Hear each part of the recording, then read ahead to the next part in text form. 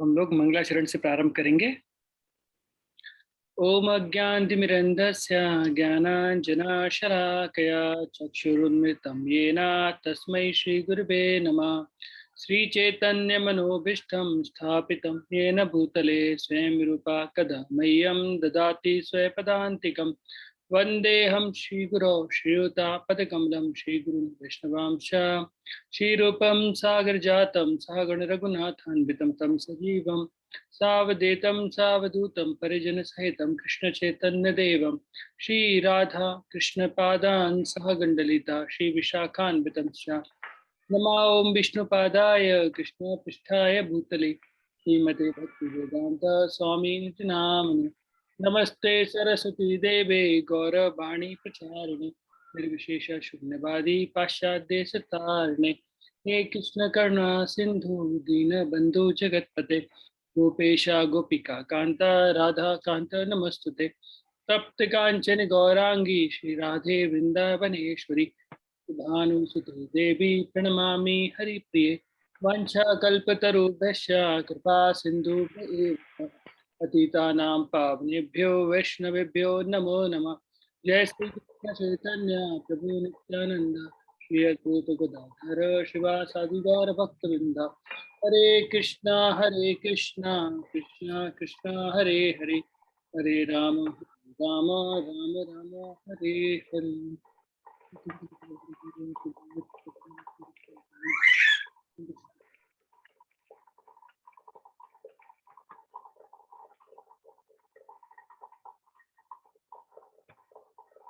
ओम नमो भगवते वासुदेवाय।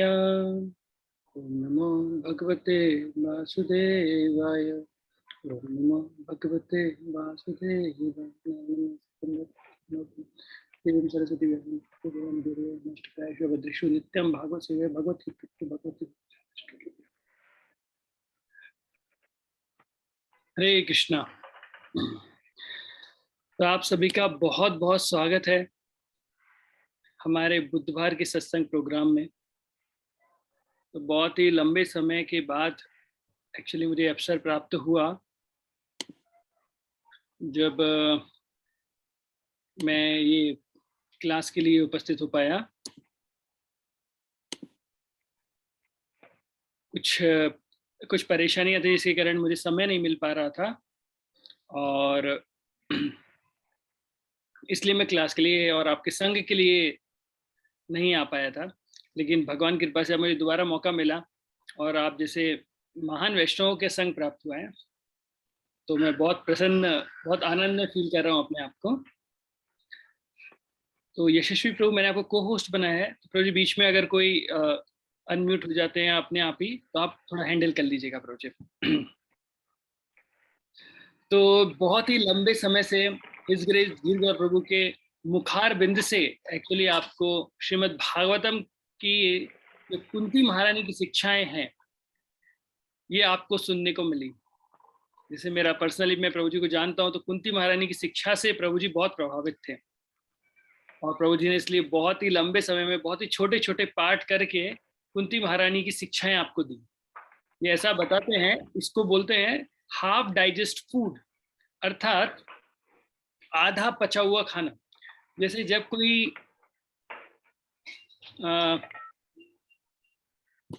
जैसे कोई व्यक्ति है उसने आपने अगर देखा हो कि कोई चिड़िया होती है तो क्या करते हैं जब बच्चे उसके पैदा होते हैं तो पैदा होने के बाद चिड़िया उनको डायरेक्ट कुछ नहीं खिलाती है क्योंकि डायरेक्ट कुछ खिलाएगी तो क्या है वो खा नहीं पाएंगे। तो चिड़िया क्या करती है पहले खुद चू अर्थात उसको खुद चबाती है और थोड़ा आधा चबाने के बाद फिर बच्चों को देती है ना, इससे बच्चों को ईजिली वो डाइजेस्ट कर पाए, इसलिए इसे बोलते हैं हाफ डाइजेस्ट फूड। तो उसी तरीके से धीरगौर प्रभु ने बहुत अच्छे तरीके से छोटे छोटे पाठ करके कुंती महारानी की शिक्षा हमें बताई और बताया कि किस तरीके से कि एक भक्त को जब विपदा उसके जीवन में आती है तो उसे कैसे देखना चाहिए, उसका एटीट्यूड कैसा होना चाहिए। ऐसा श्री प्रभुपाद जी अपने ग्रंथों में लिखते हैं कि advancement in Krishna consciousness depending on attitude of the follower. तो किसी का भक्ति में कितना विकास हुआ है, वह कितना उसने प्रगति की है, यह निर्भर करता है कि उसका मनोभाव कैसा है, उसका एटीट्यूड कैसा है। तो एक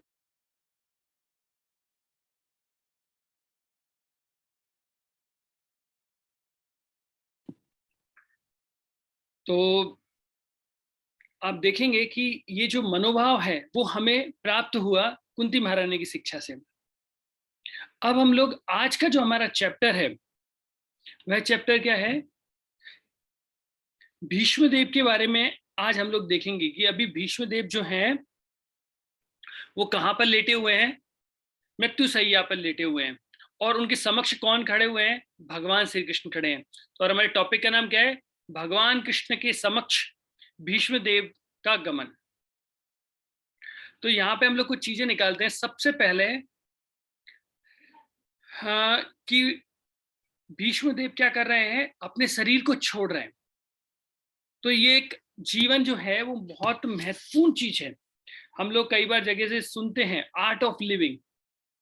एक्चुअली जीना तो हर व्यक्ति को आता है और वह अच्छे तरीके से जी भी सकता है, लेकिन जो ह्यूमन फॉर्म ऑफ लाइफ अर्थात जो मनुष्य देह, दुर्लभ मनुष्य देह हमको प्राप्त हुआ है, उसका देह होता है कि कैसे व्यक्ति अंतिम समय में भगवान को याद करके शरीर को छोड़े और पुनः इस संसार में ना आए।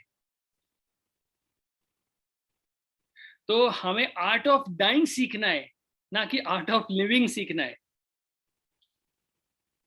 हाँ, अगर कोई ये बोलता है कि प्रभु जी भक्ति करना से मैं अच्छे तरीके से जी सकता हूँ, बहुत अच्छी बात है। हाँ, लेकिन हमारा मेन उद्देश्य है कि भक्ति का जो टेस्ट होता है वो कब होता है? मृत्यु की शैया पर होता है। देखिए, कोई भी व्यक्ति एग्जाम की प्रिपरेशन करता है तो एग्जाम डे के दिन उसका मेन एग्जाम होता है कि उसने पूरे साल भर क्या पढ़ाई की है, जो भी उसने पढ़ाई की थी उसका निचोड़ वहां मिलता है। तो मृत्यु जो है वो अल्टीमेट एक्चुअली हम बोलेंगे अल्टीमेट आपका टेस्ट है या एग्जाम है कि भाई आपने पूरे जीवन भर क्या किया। तो भीष्म देव को देखिए कि भीष्म देव अभी मृत्यु शैया के पास खड़े हैं। तो बहुत सारे लोग शरीर त्यागते, इसमें स्पेशल क्या है? नहीं, भगवत गीता में भगवान बोलते हैं, जब बताते हैं, ऐसे अर्जुन प्रश्न कर रहे हैं, स्थिर प्रज्ञ का भाष, हे कृष्ण, स्थिर प्रज्ञ व्यक्ति कैसे बात करता है, कैसे चलता है, कैसा दिखता है? तो उनका मतलब क्या है कि स्थिर प्रज्ञ जो व्यक्ति है वो आप लगा के बात करता है कि तू लगा के बात करता है या तुम लगा के बात करता है, या वो कैसे चलता है? वो सीधा चलता है, उल्टा चलता है या घूम के चलता है? नहीं, अर्जुन का कहने का अर्थ होता है कि स्थिर प्रज्ञ अर्थात जिस व्यक्ति की बुद्धि भगवान में स्थित है, ऐसा व्यक्ति किस प्रकार से आचरण करता है, मतलब उसका जीवन कैसे होता है ना? तो हमें सीखना पड़ेगा कि भाई एक व्यक्ति किस तरीके से बात करता है। ये कम्युनिकेशन नहीं है कि भाई किस तरीके से बात कर रहा है, प्रेजेंटेशन कैसा है, नहीं, यहाँ पर है कि उस प्रकार का आचरण कैसा है। जब वो भक्तों के साथ मिलता है तो क्या करता है, अब भक्तों के साथ मिलता है तो क्या करता है, वो हर तरीके से बताया जाता है कैसे मिलते हैं। जैसे आपने कई विष्णु मंदिर के सामने कछुए को एक फोटो देखा, एक ऐसा लगा देखा होगा, कछुआ रखा रहता है। तो उसका क्या अर्थ होता है, किसी को पता है इसके बारे में? मुख्यतः आप दक्षिण भारत में अगर जाएंगे तो वहाँ कछुआ आपको रखा दिखाई देगा। तो वह किस प्रकार का इंगित करता है, क्या चीज इंडिकेट करता है कछुआ?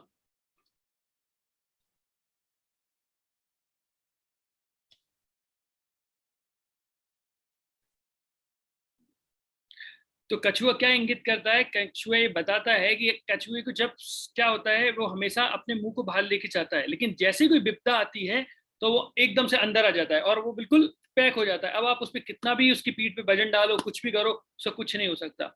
उसी तरीके से एक भक्त जो होता है ना, हमेशा अपनी इंद्रियों को बाहर लेके अच्छे से चलता है जब तक भगवान की भक्ति करनी होती है। और जैसे ही देखता है कि माया उस पर अटैक करने आ रही है, तो वैसे ही वो अपनी सारी इंद्रियों को अंदर कर लेता है। इसलिए विष्णु मंदिर में स्पेशली कछुए का ये बताया जाता है कि जैसे ही माया देवी आप पे अटैक करने आए तो वैसे क्या करना चाहिए, अपनी सारी इंद्रियों को अंदर कर लेना चाहिए। तो यहाँ पे आ रहा है भीष्म देव का गमन। तो भीष्म देव शरीर को छोड़ रहे हैं, तो ये बहुत ही मुख्य चीज आ रही है। और इससे भी मुख्य चीज क्या है? वो श्री कृष्ण के समक्ष, भगवान श्री कृष्ण के समक्ष वे अपना शरीर त्याग रहे हैं। एक बहुत सुंदर भजन भी आता है, मैंने सुना था, इतना तो करना स्वामी जब प्राण तन से निकले, गोविंद नाम लेकर मेरे प्राण तन से निकले। तो सुंदर भजन में वो क्या बोल रहे हैं, इतना तो करना स्वामी, भगवान से प्रार्थना करें जब प्राण तन से निकले, जब शरीर से ये आत्मा जब बाहर आए तो क्या हो, गोविंद नाम लेकर, तो मेरे मुख से गोविंद का नाम आना चाहिए, क्योंकि जब किसी के मुख से भगवान का नाम आएगा तो क्या होगा, उसे जीवन की सर्वोच्च सिद्धि प्राप्त हो जाएगी। तो सोचिए भीष्म देव का क्या सौभाग्य होगा कि स्वयं भगवान श्री कृष्ण उनके समक्ष खड़े हुए हैं। तो इसलिए ऐसा बोलते हैं कि एक भक्त जो है वो और कुछ मांगता नहीं है भगवान से। जैसे मान लीजिए आपसे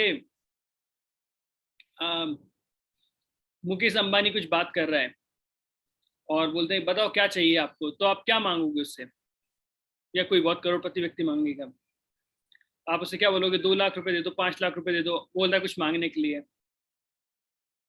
तो आसानी से आपको दे देंगे, है ना। लेकिन आप बोलेंगे नहीं नहीं मुझे कुछ नहीं चाहिए, मुझे बस आपका बेटा बना लीजिए, बोला और कुछ पैसे मांग लो कंपनी ने, नहीं कुछ भी नहीं चाहिए बस वो दे दीजिए। बोले क्यों, जैसे ही आप उसके पुत्र बनते हो तो बंटवारे में तो आ ही जाएगा आपका हिस्सा, पर आई थिंक वो लाखों में नहीं करोड़ों अरबों में होगा। तो कई बार ऐसा होता है, तो भक्त लोग क्या बोलते हैं, भगवान कुछ नहीं चाहिए, केवल आपकी सेवा चाहिए, बस आप चाहिए। जब व्यक्ति को भगवान मिल गए, तो भगवान कृष्ण का एक नाम है जगन्नाथ, वो जगत के नाथ हैं, जगत के स्वामी हैं। तो आप कौन बन गए, आप राजा के बेटा बन गए, अर्थात आप प्रिंस, राजकुमार बन गए, है ना। बाकी आप लोग फिर कुछ भी मांगते रहेंगे तो क्या होगा। जैसे 2 व्यक्ति थे, उन्होंने भगवान की बहुत तपस्या की, तपस्या करने के बाद भगवान जब प्रसन्न हुए तो एक व्यक्ति ने बोला, भगवान मुझे अगले जन्म में ऐसा व्यक्ति बनाना कि हर व्यक्ति आकर मुझको दे, सब व्यक्ति मुझे आके पैसा दें और मुझे किसी को ना देना पड़े। भगवान कहते ओके तथास्तु। फिर दूसरा व्यक्ति भगवान से प्रार्थना करता है, भगवान मुझे अगले जन्म में ऐसा व्यक्ति बनाना कि सब मुझसे आकर लें, कोई भी आके मुझे ना दे। ठीक है तथास्तु। तो अगले जन्म में भगवान ने जो पहला व्यक्ति था उस व्यक्ति को भिखारी बना दिया। तो भिखारी बनाने से क्या हुआ, हर व्यक्ति आके भिखारी को भीख दे के जाता था। अब भिखारी से पैसा कौन मांगेगा, इसकी सब लोग उसे भीख दे के जाते थे। और जो दूसरा व्यक्ति था उसको भगवान ने क्या किया, बहुत बड़ा अमीर व्यक्ति बना दिया। तो जो भी उसके यहाँ था वो सबको देता था, क्योंकि देने के लिए होना भी चाहिए। तो यहाँ पर व्यक्ति के सौभाग्य की बात है कि भीष्म देव, कितने बड़े सौभाग्य की बात है कि वह भगवान श्री कृष्ण उनके समक्ष खड़े हैं जब वह अपने शरीर को त्याग रहे हैं। अच्छा भीष्मदेव के बारे में और हम क्या जानते हैं, भीष्मदेव कौन थे, किसी को याद है भीष्मदेव कौन थे, कोई श्लोक याद आ रहा है, मैंने पहले कभी आपको बताया हो।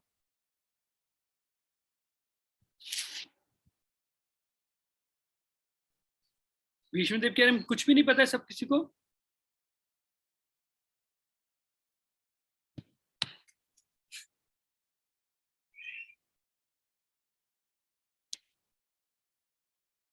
नहीं, आपको पता है हमारे, हाँ वो जो गंगा जी के पुत्र थे वो, हाँ गंगा जी के पुत्र थे, बहुत अच्छी बात है प्रभु जी। और कुछ प्रभु जी वो भगवान के भक्त थे। हाँ बिल्कुल सही बात है, भगवान के भक्त थे प्रभु जी 12 महाजनों में से। हाँ वेरी गुड।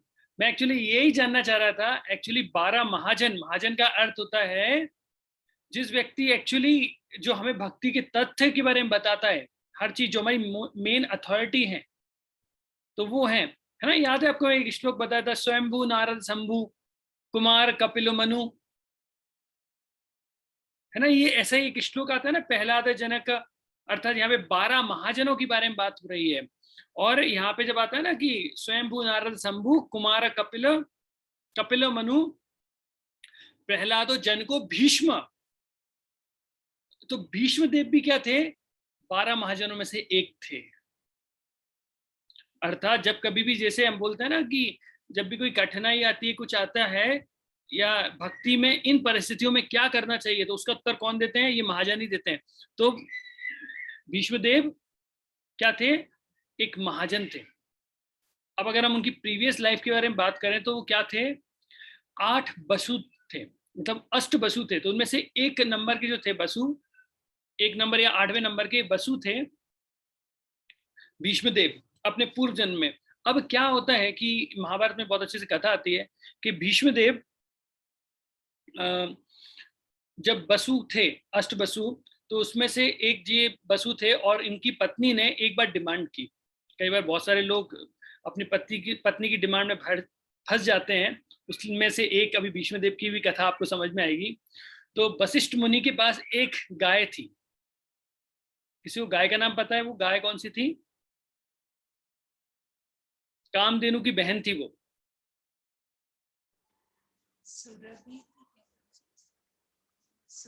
सुरभि की बहन नंदिनी। नंदिनी। तो उनके पास एक गाय थी, उसका नाम था नंदिनी। वो भी कामधेनु गाय थी क्योंकि सुरभि की बहन थी। तो अब वो अष्टबसुओं में से जो एक प्रमुख बसु थे हमारे भीष्मदेव, उनकी पत्नी को वो गाय बहुत अच्छी लगी और उन्होंने कहा अपने पतिदेव से कि मुझे ये गाय चाहिए।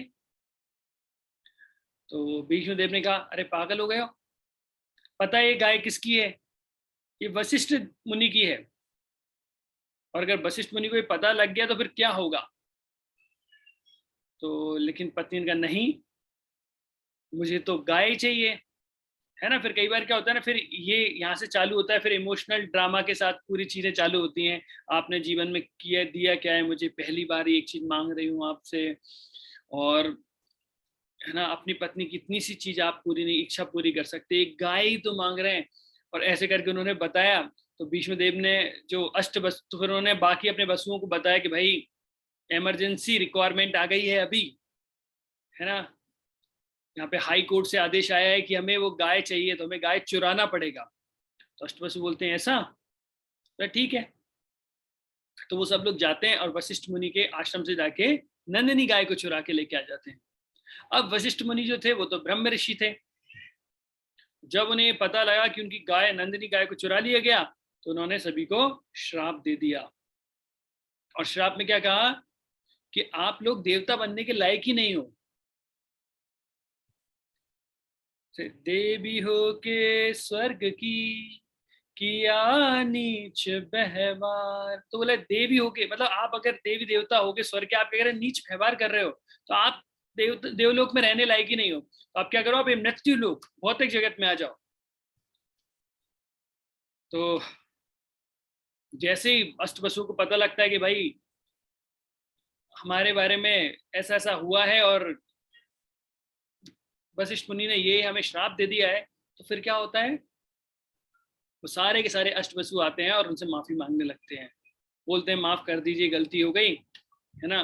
वो तो क्या, हमारे भाई के चक्कर में हमने ऐसा ऐसा कर लिया, हमारी तो उसमें कोई गलती नहीं है। तो वशिष्ठ मुनि को पता लगता है कि हाँ ठीक है, बोला सही बोल रहे हो कि डिमांड तो उनकी थी और भरपाई में आप सब भी आ गए, मतलब गेहूं के साथ में घुन भी पिस गया। तो फिर वशिष्ठ मुनि ने कहा ठीक है, बोला लेकिन मैंने श्राप दे दिया है, तो अभी आप लोगों को मृत्यु लोक पे जाना पड़ेगा, लेकिन आप जाओगे फिर जल्दी से वापस आ जाओगे। लेकिन क्योंकि ये जो बसु हैं, इन्होंने तो क्या बोलते हैं ये कृत्य किया है, तो अभी इनको क्या करना पड़ेगा, बहुत ही लंबे समय तक मृत्यु लोक में, अर्थात इस भौतिक जगत में रहना पड़ेगा।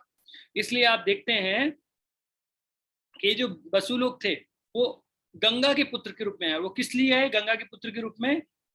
इसकी भी एक कथा आती है शास्त्रों में कि जब स्वर्ग में, एक बार स्वर्ग में सारे देवी देवता बैठे हुए थे और वहां पर ब्रह्मा जी अपनी पुत्री के साथ पहुंचे। वो कौन थी? गंगा जी। और एक तेज हवा आने से जो उनकी पुत्री का जो आंचल था वो उड़ गया था।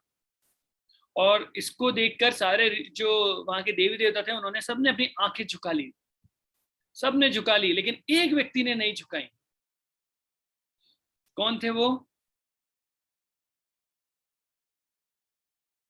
किसी को नाम पता है कौन थे वो जिन्होंने अपनी आंखें नहीं झुकाई थी?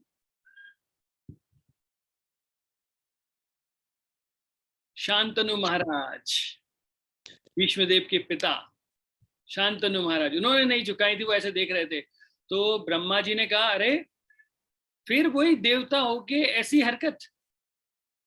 तो ब्रह्मा जी बोलते हैं ठीक है, आपको गंगा चाहिए ना, तो ठीक है, गंगा जी को भी श्राप मिल गया कि जाओ धरती पे जाओ, और शांतनु जी को भी श्राप मिला कि ठीक है, तुम्हें एक पत्नी के रूप में गंगा जी चाहिए, वो भी तुमको मिल जाएंगी, लेकिन तुम्हें भी क्या करना पड़ेगा, इस भौतिक जगत में आना पड़ेगा। लेकिन जो देवी देवता है ना, इस भौतिक जगत में नहीं आना चाहते, क्योंकि उन्हें पता है कि यहाँ पे कुछ भी अच्छा नहीं है। यहाँ पे केवल दुख कष्ट परेशानियां ही हैं, और आपको बहुत तरह तरह के कष्ट मिलते रहेंगे, इसलिए देवता ये लोग यहाँ नहीं आना चाहते। जब उनको श्राप मिलता था, उनका पतन होता था, वो यहाँ पे आते हैं। और फिर जो गंगा माता थी, उन्होंने क्या किया, वो अष्ट जो वसु थे, उन लोगों को इस भौतिक जगत में आने के लिए ऐसे माता बनने के लिए तैयार हो गए। इसलिए आपने देखा होगा और सुना होगा कि बताते हैं महाभारत में, जैसे ही शांतनु के एक एक करके पुत्र होते गए, तो गंगा माता क्या करती थी, होने के बाद सीधा उनको गंगा में डाल देती थी। तो देखने में लगता था कि अरे, माँ होकर जन्म के बाद बच्चे को इस तरीके से मृत्यु कर देना, लेकिन ये मृत्यु करना नहीं था, ये उनका उद्धार था, कि किस प्रकार से उनका उद्धार होगा। तो ये थी भीष्मदेव की कथा इस संसार में आने की।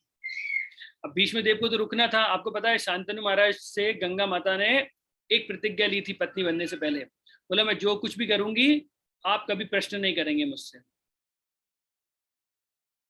मैं कितनी भी अमेजोन से शॉपिंग करूं, फ्लिपकार्ट से करूं, या किसी भी यहाँ से करूं, आप कभी भी मेरा अकाउंट चेक नहीं करोगे। तो बोला आप मेरे से कोई प्रश्न नहीं करेंगे। तो इसलिए उन्होंने जब एक एक करके पुत्रों को जब पानी में बहा, तो उन्होंने कभी प्रश्न नहीं किया। लेकिन उन्होंने क्या किया, 8वें पुत्र के टाइम बोला एक एक करके 7 पुत्र बहा दिए। तो जैसे 8वें पुत्र के लिए पकड़ा, तो उन्होंने कहा ठीक है, आपने प्रश्न किया, प्रश्न का उत्तर दे दूंगी, लेकिन अभी मैं जा रही हूं ना। तो ये इस तरीके से भीष्मदेव इस संसार में आए। लेकिन भीष्मदेव थे देवता, भगवान के शुद्ध भक्त थे, महाजन थे।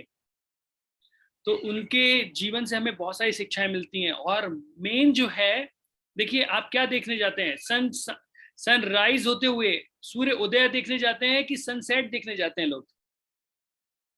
क्या देखने में आनंद आता है, सनराइज और सनसेट? नहीं, ब्रह्म मुहूर्त के बारे में बात नहीं कर रहा हूं मैं, आप चिंता मत कीजिए। हर व्यक्ति काय के लिए जाते हैं, सनसेट देखने के लिए जाते हैं, कि हाँ उसी तरीके से जब सूर्य अस्त हो रहा होता है, उस समय बहुत सुंदर दिखाई देता है। उसी तरीके से जो अंतिम लीला है, वो हमेशा बहुत ज्यादा अच्छी होती है। साथ में बहुत सारे निर्देश, और हमें जीवन को कैसे जीना चाहिए, वो बहुत सारे गुण ज्ञान हमको देके जाती है, तो ज्ञानप्रद होती है। तो उस तरीके से ये अंतिम लीला चल रही है भीष्मदेव की संसार में, वो हम लोग देख रहे हैं। तो ये भीष्मदेव के बारे में था। अब हम लोग चलते हैं श्रीमद् भागवतम के प्रथम स्कंद के 9वें अध्याय में।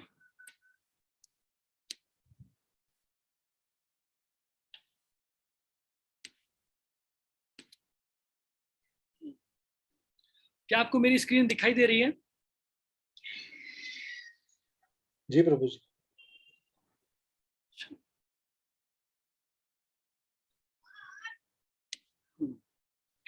तो हम चलते हैं अभी पहले नंबर की। तो देखिए, इसके इस अध्याय में करीब 49 श्लोक है, 49। और जो 49 श्लोकों में से सबसे पहले हम 1 से 11 नंबर के श्लोक देखेंगे। तो पहले 11 श्लोकों के बारे में हम पढ़ेंगे। अब इन 11 नंबर के श्लोकों में हो क्या रहा है, इन 11 नंबर के श्लोकों में जो भीष्मदेव हैं, वो क्या कर रहे हैं, वो अपनी मृत्यु सैया पर लेटे हुए हैं, और वह कार्य कर रहे हैं, एक्चुअली वह कार्य कर रहे हैं अपना देश काल परिस्थितियों को देखकर किस प्रकार से आचरण करना चाहिए, वो यहाँ पे हमको बता रहे हैं। तो भीष्मदेव अभी उस पर लेटे हुए हैं। तो देखिए, सबसे पहले नंबर के श्लोक बताते हैं, सुत उवाचा इति भीता, अर्थात सुख गोस्वामी ने कहा, कुरुक्षेत्र के युद्ध स्थल में इतने सारे लोगों का वध करने के कारण घबराए हुए महाराज युधिष्ठिर उस स्थान पर गए जहां नरसंहार हुआ था।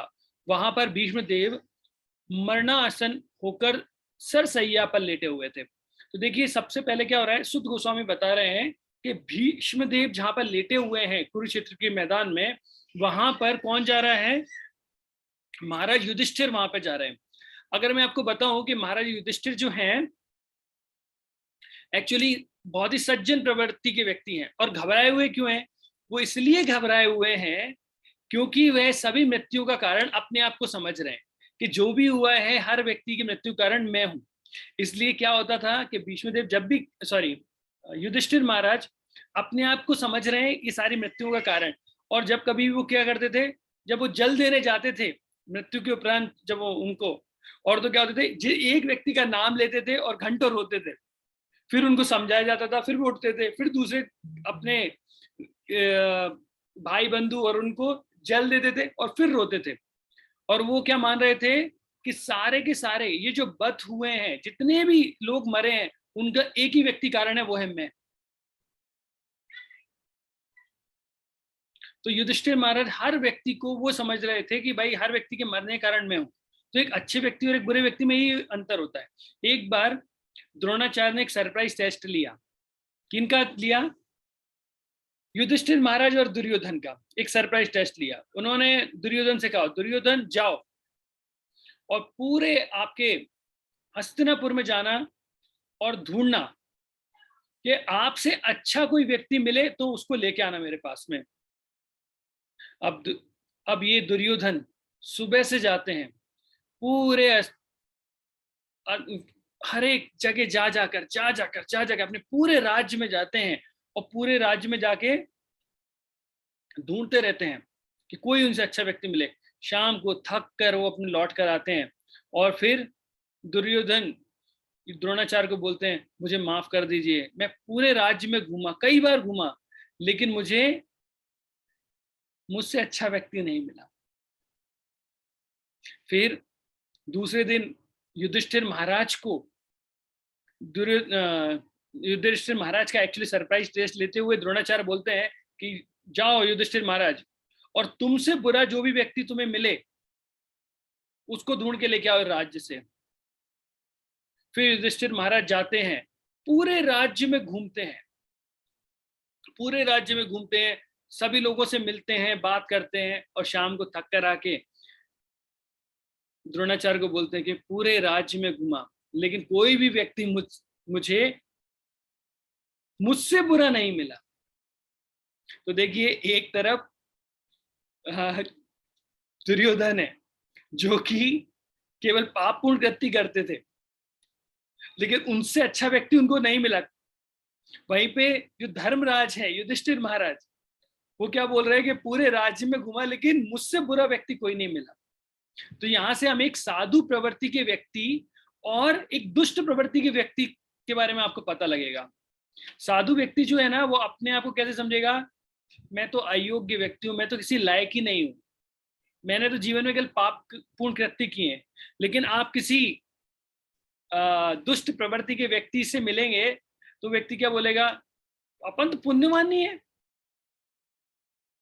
जैसे मेरे एक भैया थे, मैं 2008 या 9 की बात नहीं, हाँ 7-8 की बात है, तो मुझे बोलते हैं, अरे बेटा मेरे को एक काम कर, तू इस्कॉन से जुड़वा दे। मैंने सुना है कि अलग अलग जगह जाते हैं तो वहां पे क्या रहने की फैसिलिटी मिल जाती है, तो जुड़वा दे मुझे। तो मैंने बोला कि हाँ आप जुड़ जाइए, जुड़ने में क्या है, भगवान के नाम कर मन का जप करना पड़ेगा और लेक्चर वगैरह सुन लीजिएगा। बोला नहीं नहीं देख, लेक्चर के क्या, अपन तो खुद ब्राह्मण है, अपन को किससे ज्ञान लेने की आवश्यकता है, बस अपन तो चाहते हैं कि अभी विदेश विदेश टूर पे जाए तो क्या अपना सस्ते में काम हो जाए। तो मैंने कहा हाँ ये बात तो आपकी सही है। तो आप समझ सकते हैं, इस्कॉन से जुड़ना चाहते हैं आध्यात्मिक लाभ के लिए नहीं, भौतिक लाभ के लिए। तो लेकिन आप छोटे हैं ना, तो आप कुछ कर नहीं सकते हैं। जैसे हर एक चीज के लिए एक अथॉरिटी होती है बोलने के लिए, अगर आप छोटे हैं तो आपको बोलने का अधिकार नहीं, आप बोलेंगे तो ये बोलते हैं ये बच्चा मेरे सामने पैदा हुआ है, ये मुझे समझाएगा, अभी तुम हमें गीता का उपदेश सुनाओगे, आप नहीं बोल पाएंगे। जैसे एक नेटा पेचू था, नेटा पेचू मतलब क्या, एक बच्चा था और वो क्या गांव में नंगा घूमता रहता था। तो ऐसे छोटे छोटे बच्चे गांव में घूमते ही रहते हैं। तो उसने क्या किया, 5th क्लास टॉप की। तो वहां गांव में रहने वाले मुखिया जी से बोला, अरे मुखिया जी आपको पता है जो नेटा पेचू था, नेटा पेचू? बोला हाँ। बोला उसने 5th क्लास टॉप की है। बोला हो ही नहीं सकता, वो नेटा पेचू मेरे सामने नंगा घूमता था, वो 5th क्लास कैसे पास करेगा, मैं तो मान ही नहीं सकता। ठीक है, कुछ समय बाद बढ़ता है, वो बच्चा 10 टॉप करता है। तो बोलते हैं, अरे मुखिया जी आपको पता है वो जो नेटा पेचू था ना, नेटा पेचू, हाँ उसे 10 टॉप किया है। नेटा पेचू ने 10 टॉप किए, वो नंगा घूमता था मेरे सामने पैदा हुआ है, नंगा घूमता था, हो ही नहीं सकता। ठीक है, कुछ टाइम बाद और मेहनत करता है, और करने के बाद वो आईएएस बन जाता है।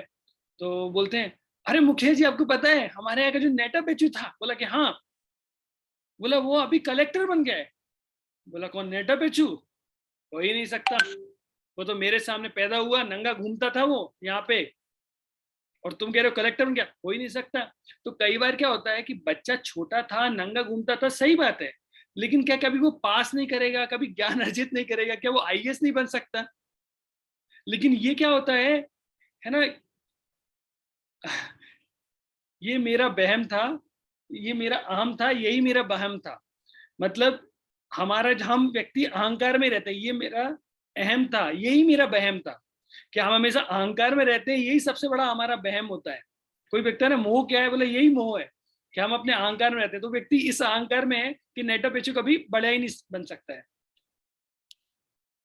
तो कई बार आप, ये ऐसा आपको देखने को मिलेगा कि आप अगर किसी को जो आपसे बड़े हैं या किसी से आप थोड़े शास्त्रों के बारे में या कुछ बताएंगे, बोलेंगे, छोटा सा बच्चा है क्या बोलेगा।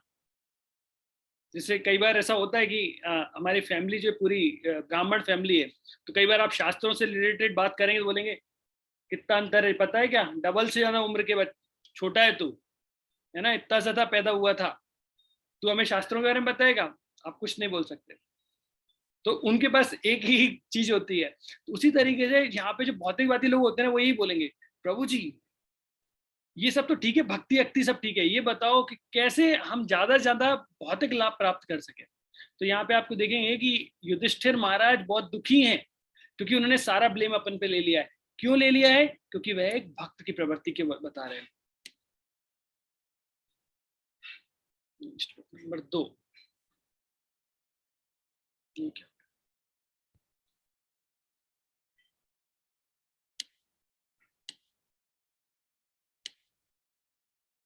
हाँ, श्लोक नंबर 2। उस समय उनके भाई स्वर्ण आभूषणों से सजे हुए उच्च कोटि के घोड़ों द्वारा खींचे जाने वाले सुंदर रथों पर उनके पीछे पीछे चल रहे थे। उनके साथ व्यासदेव तथा धौम्य जैसे ऋषि तथा अन्य लोग थे। अब यहाँ पे क्या हो रहा है कि जैसे ही युधिष्ठिर महाराज आ रहे हैं, उनके पीछे कौन आ रहा है? उनके भाई आ रहे हैं।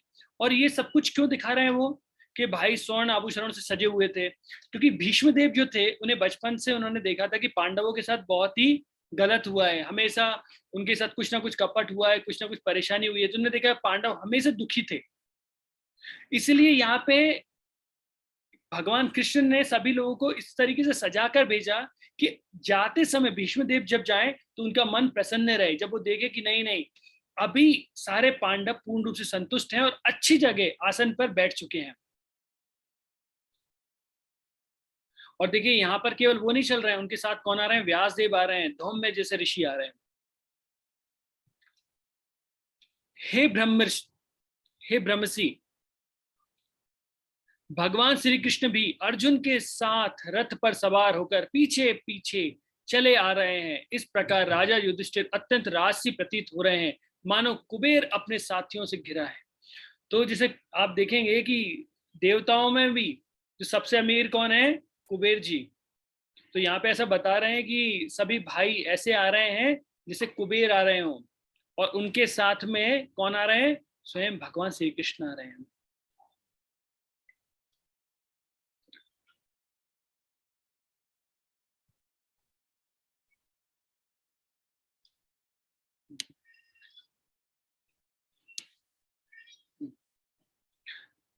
चौथे नंबर में है, आकाश से आ गिरे देवता के समान उन्हें भीष्म देव को भूमि पर लेटे देकर पांडव सम्राट युधिष्ठिर ने अपने छोटे भाइयों तथा भगवान कृष्ण समेत उन्हें प्रणाम किया।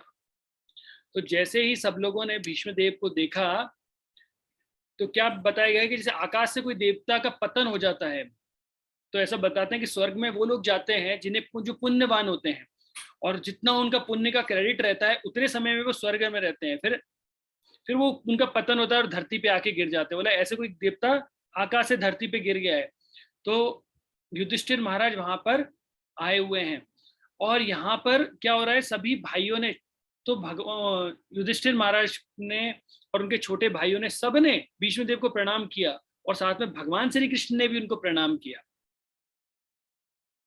भगवान श्री कृष्ण क्यों प्रणाम कर रहे हैं? भगवान श्री कृष्ण इसलिए प्रणाम कर रहे हैं, एक तो वे महान भक्त हैं, और दूसरा भगवान इस संसार में आए हुए हैं, इस संसार में भगवान आए हुए हैं, और इस संसार में क्या है, वो एक सामान्य व्यक्ति की तरह व्यवहार कर रहे हैं, क्योंकि भीष्मदेव बड़े हैं और उनके क्या है, रिश्तेदार हैं, इसलिए वे उन्हें प्रणाम कर रहे हैं। अब आता है, ये था हमारा कि यहाँ पे सब लोग आ गए हैं। अब केवल यही लोग नहीं, अभी देखिए और भी अलग अलग जगह से बहुत लोग आ रहे हैं। राजा भरत के वंशज में प्रधान भीष्म को देखने के लिए ब्रह्मांड के सारे सतोगुणी महापुरुष यथा देवर्षि, ब्रह्म ऋषि तथा राजऋषि वहां पर एकत्र हुए थे। तो अभी देखिए भीष्म देव को देखने के लिए वहां पे सब लोग आ गए।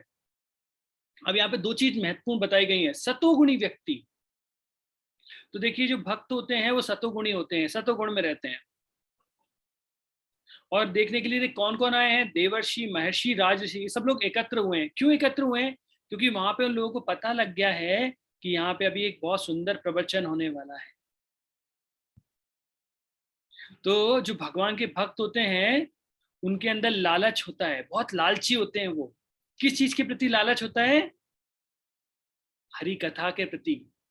लौल्यम एक मूल्यम, तो क्या है ना, भक्ति में अगर आप कुछ पाना चाहते हैं ना तो एक लालच करना पड़ेगा। तो उनके अंदर एक लालच है कि कब भगवान के भक्तों का संग प्राप्त हो, कब भगवान के शुद्ध भक्त के मुख से भगवान की कथा में मिले। तो यहाँ पे क्या हो रहा है, तो जितने भी सतोगुणी व्यक्ति थे, अब देखिए यहाँ पे नहीं बताया गया है कि रजोगुणी व्यक्ति, तमोगुणी व्यक्ति, वो लोग नहीं आए, है ना। वो क्या बोलेंगे, क्या मिलेगा वहां पे, कुछ तो नहीं है। बचपन में 55 की बातें करेंगे, मतलब क्या निकलेगा, है ना। अभी तो हम इस संसार में आए और भी हमें बहुत कुछ करना है, बहुत कुछ देखना है ना। और फिर जब कभी अपनी एज आएगी, रिटायरमेंट हो जाएगा, जब मुंह में दांत नहीं होंगे, उस समय कभी जाकर हम क्या करेंगे, थोड़ा सोचेंगे। लेकिन यहाँ पे देखिए साधु पुरुष को पता है कि जहाँ पे प्रवचन हो रहे हैं, हरि कथा हो रहे हैं, वहां पर वो पहुंच जाते हैं। तो यहाँ पे देखिए केवल बोला सतोगुणी महापुरुष, देवर्षि भी आ रहे हैं, देवता लोग भी आ रहे हैं, ब्रह्म ऋषि भी आ रहे हैं, और राजऋषि भी आ रहे हैं। राजऋषि का मतलब क्या हुआ? राजऋषि किसको बोलते हैं? जो राजा होते हुए भी ऋषि की तरह कार्य करता है उसे बोलते हैं राजऋषि। जैसे जनक महाराज थे, वो राजा भी थे और ऋषि भी थे, है ना। तो ये क्यों इंगित किया गया है? ये सभी हम गृहस्थ लोगों के लिए बताया गया है कि भाई गृहस्थ व्यक्ति काम करता है ना। हो सकता है जैसे एक व्यक्ति ने अपने घर के सामने लिखा हुआ था कि मैं इस घर का मालिक हूं, ऐसा मेरी पत्नी कहती है। तो उसी तरीके से हम राजा नहीं है तो अपने घर के तो होंगे अकॉर्डिंग टू अवर वाइफ। तो उसी तरीके से कहीं ना कहीं के तो राजा होंगे, छोटे मोटे एरिया के। तो बोले राज ऋषि, आप कोई भी व्यक्ति हैं, आप कहीं पर भी काम करते हैं, कुछ भी हैं, वो व्यक्ति राजा है और वो ऋषि की तरह कार्य कर रहा है, तो उन्हें राज ऋषि बोलते हैं। देखिए हम लोग बाहर काम करते हैं, है ना, पूरे दिन भर अलग अलग तरह की चीजें, मशीनों के साथ, लोग साथ डील करते हैं, लेकिन हमारे अंदर हृदय में स्वयं भगवान का क्या होता है, चिंतन चलता है, और यही व्यक्ति को ऋषि बनाता है। और ऋषि बनने के लिए जरूरी नहीं है कि बड़ी बड़ी लंबी दाढ़ी करना पड़ेगा, हिमालय जाकर अपने चारों तरफ बर्फ के बीच में बैठना पड़ेगा, या फिर गर्मियों में चारों तरफ आग लगा के बैठना पड़ेगा, है ना, या फिर आपको भगवा वस्त्र धारण करना है। नहीं, कोई जरूरत नहीं है। गृह ठाको बने ठाको सदा मने हरि ठाको, आप कहीं भी रहते हो, जहां अगर आप भगवान के नाम का जप करते हो, हरि कथा श्रवण करते हो, आप भक्त हो। और भक्त जो हैं, भगवान बोलते हैं अहम भक्त पराधीन, मैं भक्तों के अधीन हूं, मैं स्वतंत्र नहीं हूं, मैं तो डिपेंडेंट हूं, मैं किस पर डिपेंडेंट हूं? भक्तों पर। तो यहाँ पर क्या है, जितने भी आप लोगों के एक्सक्यूज होते हैं, प्रभु जी हम तो जॉब करते हैं, समय ही नहीं मिलता, ये नहीं होता, वो नहीं होता, पारिवारिक जिम्मेदारी, तो यहाँ पे बता दिया गया है कि भाई राज ऋषि जो राजा की जिम्मेदारी भी निभा रहे हैं, अब सोचिए हमारी जिम्मेदारी कितनी सी होगी, है ना। एक राजा की जिम्मेदारी कितनी बड़ी होती है, तो राजा को पूरी जिम्मेदारी देखना, वो व्यक्ति भी भगवान की तरह कार्य कर रहा है। और कौन आया है यहाँ पे?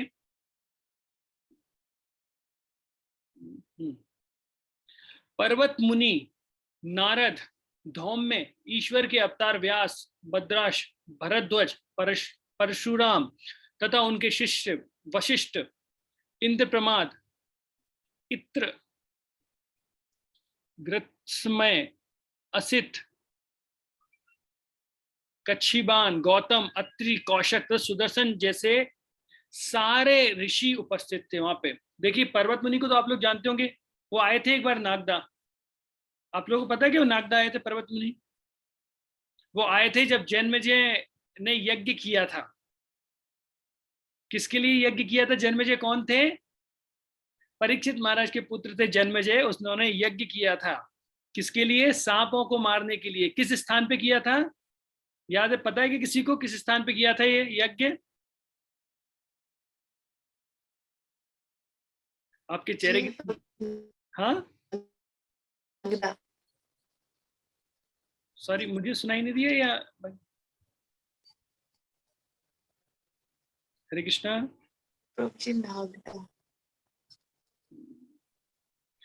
नागदा में नागदा इसलिए फेमस है क्योंकि यहाँ पर जन्मेजय ने यज्ञ किया था सारे नागों को मारने के लिए, क्योंकि परीक्षित महाराज को तक्षक नाग ने काट लिया था और काटने के बाद उनकी मृत्यु हो गई थी। इसलिए पर्वत मुनि वहां पे आए थे। देखिए यहाँ पे भागवतम में लिखा है पर्वत मुनि सबसे ज्येष्ठ मुनि माने जाते हैं। वे नारद मुनि के लगभग निरंतर संगी होते हैं। वे अंतरिक्ष यात्री भी होते हैं जो किसी भौतिक यान की सहायता के बिना वायु में यात्रा करने में समर्थ हैं। पर्वत मुनि भी नारद के समान देवर्षि अर्थात देवताओं में महान ऋषि हैं। वे महाराज परीक्षित के पुत्र महाराज जन्मेजय के यज्ञ के समय नारद के साथ उपस्थित थे। इस यज्ञ में विश्व के सारे सर्पों का विनाश किया जाना था। पर्वत मुनि तो नारद मुनि गंधर्व भी कहलाते हैं। तो ये यज्ञ कहाँ हुआ था? नागदा में हुआ था।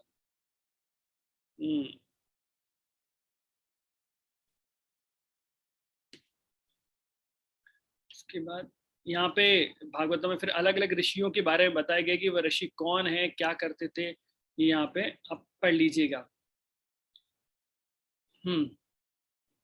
तथा सुखदेव गोस्वामी तथा अन्य पवित्र आत्माएं कश्यप, अंगिरस इत्यादि अपने अपने शिष्यों के साथ वहां पर आए। तो देखिए सुखदेव गोस्वामी भी वहां पर पहुंच गए थे।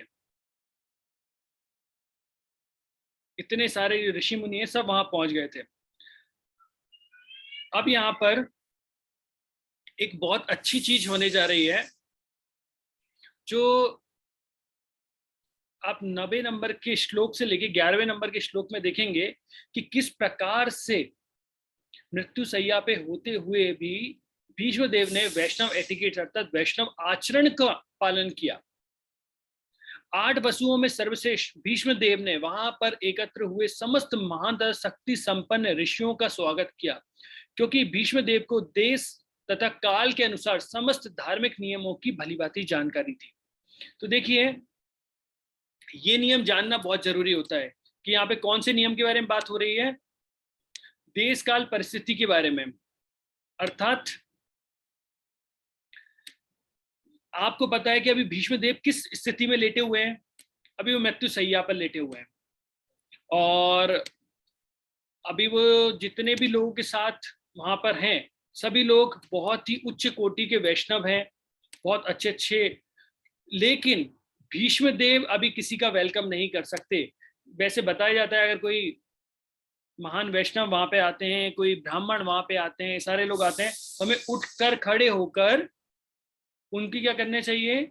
सत्कार करना चाहिए, हाथ जोड़कर बड़े प्रेम से। लेकिन अभी भीष्मदेव तो किस अवस्था में पड़े हुए हैं? अस्वस्थ हैं, चारों तरफ से बाणों ने उनको मार रखा है। लेकिन उन्होंने क्या बोला? उन्होंने समस्त ऋषियों का स्वागत किया। कैसे किया उन्होंने? क्योंकि यहाँ पे लिखा है देश काल और समस्त धार्मिक नियमों को उनको जानते हैं, वो देश काल परिस्थितियों का उनको पता है।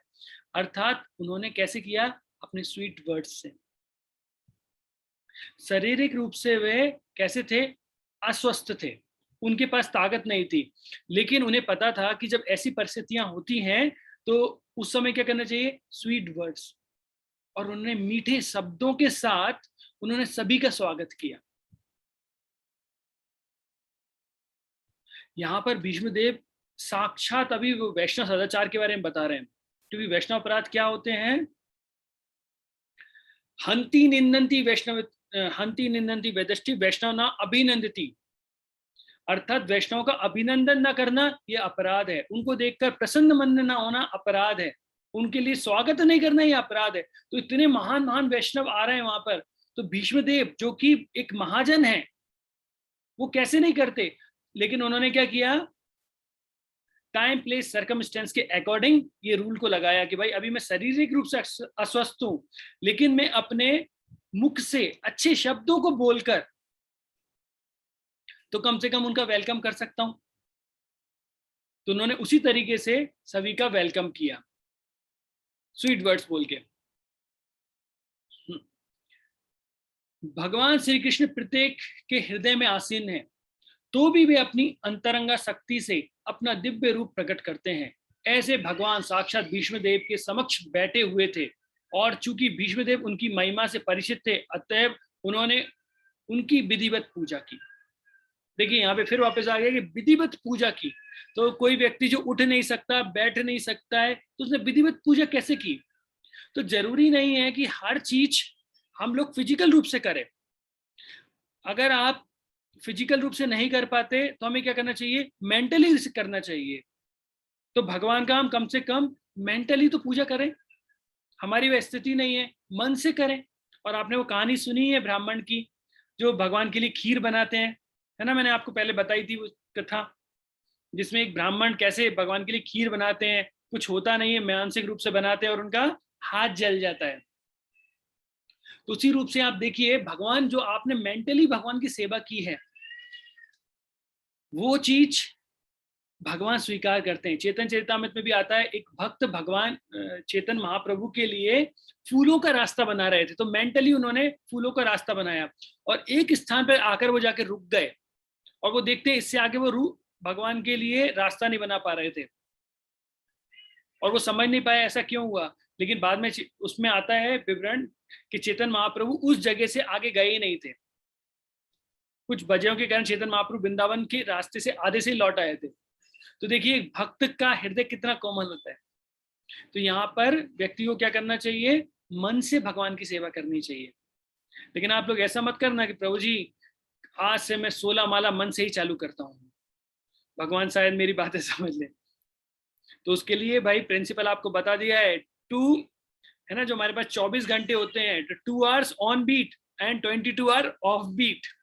तो 2 घंटे किस पे करना है? ऑन बीट, है ना, जप माला पे करना है, और बाकी के 22 घंटे ऑफ बीट मन में कीजिए, कोई परेशानी नहीं। कई बार और भी बहुत सारे महान वैष्णवों से आप मिलेंगे, आप उनसे बोलेंगे भगवान के नाम का जप कीजिए, एक माला कीजिए, तो वो 24 घंटे चलता रहता है। हम तो मन ही मन में हर समय निरंतर भगवान के नाम का जप लेते हैं। तो बोले प्रभु जी आप 24 घंटे कर सकते हैं तो 5 मिनट एक बार माला पे भी कर लीजिए। बोले नहीं नहीं प्रभु जी, एक्चुअली जिनका 24 घंटे भगवान के बारे में चलता रहता है जब, वो 5 मिनट नहीं कर पाते, है ना? ऐसा प्रभुपाद जी से एक रिपोर्टर ने पूछा, प्रभुपाद जी आप इतना जप करते हैं, आप क्या चाहते हैं, उसका रिजल्ट क्या चाहते हैं, क्या रिजल्ट मिलेगा आपको? बोला मैं जप करता हूं जिससे मुझे और जप मिले भगवान का, और रिजल्ट क्या मिलेगा? और जप करने का मौका मिलेगा। अभी केवल भक्त लोग ही समझ सकते हैं ऐसा क्यों? क्योंकि भगवान के नाम में बहुत रस होता है। लेकिन क्योंकि हम जो होते हैं ना, जैसे कोई एक पीलिया बीमारी जिसको हो गई है, अर्थात जॉइंटिस जिसको हो गया है, उसे जो मिश्री होती है वो कड़वी लगती है ना? लेकिन क्या मिश्री कड़वी होती है? नहीं होती है। तो क्या हरि नाम कड़वा है? नहीं है, लेकिन क्योंकि हम बीमार हैं इसलिए हमको ऐसा लग रहा है। पास ही महाराज पांडु के सारे पुत्र शांत बैठे थे और अपने मरणासन पितामह के प्रेम से अभिभूत थे। यह देखकर भीष्मदेव ने उन्हें भावपूर्ण बधाई दी। उनके नेत्रों से आनंद अश्रु थे, क्योंकि वे प्रेम तथा स्नेह से अप्लावित हो गए। तो यहाँ पर बहुत अच्छे तरीके से भीष्मदेव अभी किसको देख रहे हैं? अभी अपने बाकी के पुत्रों को देख रहे थे। अभी देखिए बहुत अच्छी चीज आने वाली है, जहां पे आपको अच्छे क्वेश्चन, अभी ध्यान से समझिएगा, क्योंकि यहाँ पे अभी बहुत अच्छे प्रश्न भी आपको मिलेंगे। अभी 12 से 17 नंबर का जो श्लोक है बहुत ही महत्वपूर्ण है, और भी थोड़ा ध्यान से समझना है हमको। भीष्मदेव ने कहा, अहो तुम लोगों ने साक्षात धर्म के पुत्र होते हुए भी कितनी यातनाएं तथा कितना अन्याय सहा है। उन कष्टों के अंतर्गत तुम सबको जीवित रहने की आशा न थी, फिर भी ब्राह्मणों, ईश्वर तथा धर्म से तुम्हारी रक्षा की। तो यहाँ बता रहे हैं कि भीष्मदेव को पता है कि किस तरीके से पांडवों ने ये कष्ट सहे। इतने सारे कष्ट उन्होंने पूरे जीवन भर उन्होंने सहे, लेकिन वो क्या बोल रहे हैं, इतने कष्ट सहने के बाद भी तुम जीवित हो। उसके पीछे कारण क्या है? तुमने 3 चीजों का सहारा ले रखा है। पहला, ब्राह्मण या फिर हम बोले वैष्णवों का सहारा ले रखा है, क्योंकि जो रियल ब्राह्मण होते हैं वो वैष्णव होते हैं, और वह उनकी तरह आचरण करते हैं। रियल वैष्णव ब्राह्मण ही होते हैं, मतलब उसको ब्राह्मणी कल्चर बोलते हैं।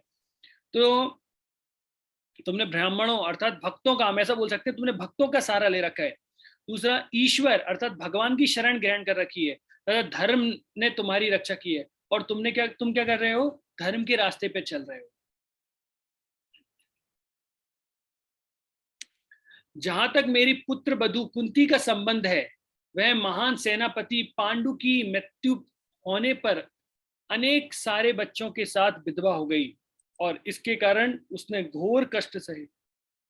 और जब तुम लोग बड़े हो गए हो तो भी वह तुम्हारे कर्मों के कारण काफी कष्ट उठा रही है। तो यहाँ क्या बोल रहे हैं कि जो कुंती महारानी थी, वो पहले इतनी, मतलब जब बहुत कम एज में ही वो विधवा हो गए, और फिर इतने सारे बच्चों को उनको पालना था, है ना। आप सोचिए, कोई मदर से पूछना है कि आपको खाना बनाना है भीम के लिए, तो बेचारी मदर की क्या हालत होगी। तो इतने सारे बच्चों को पालन पोषण करना है, लेकिन वो बोल रहे हैं जब बच्चे बड़े हो गए तो भी तुम इनके कर्मों के कारण तुमको क्या बोलते हैं, कष्ट भोगना पड़ रहा है। तो यहाँ पे एक प्रश्न आता है, क्या ये जो भक्त लोग थे या फिर ये डिवोटीज, ये लोग थे, इनके कर्म इतने बुरे थे कि इनको इतने सारे उनके कर्मों को भोगना पड़ रहा था? ये तो लोग भक्त थे, फिर इनको इनका कष्ट क्यों भोगना पड़ रहा था इतना?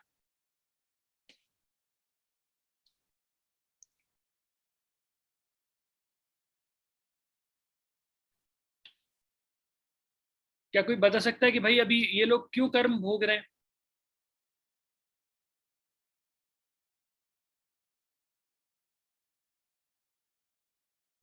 ये लोग तो महान वैष्णव हैं। देखिए आपके सामने बोल रहे हैं कि प्रभु जी ब्राह्मणों की उन्होंने शरण ले ली, अर्थात भक्तों की शरण ले रखी है।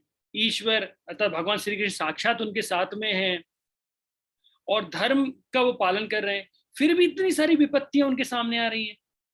ये कैसे संभव है? अब व्यक्ति और क्या करे?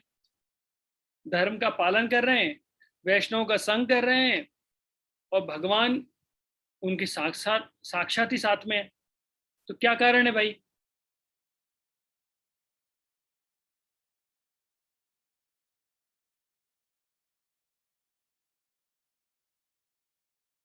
कोई आंसर देगा इसका? लेक्चर के बाद आप मुझसे पूछ लीजिएगा, अभी आप आंसर दे दीजिएगा। प्रभु जी, उनके पुराने जन्मों का कुछ हिसाब किताब या कर्म के प्रारब्ध जो था नहीं, उसका? ये तो महान वैष्णव शुद्ध भक्त थे प्रभु जी, इनका कोई पुराने कर्म के कारण नहीं था। और कोई?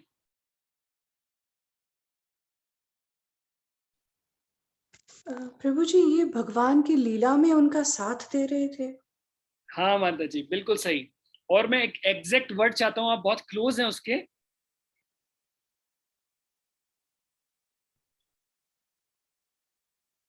आप बिल्कुल क्लोज हैं, आपने सही आंसर दिया है। मैं और थोड़े क्लोज आंसर चाहता हूँ।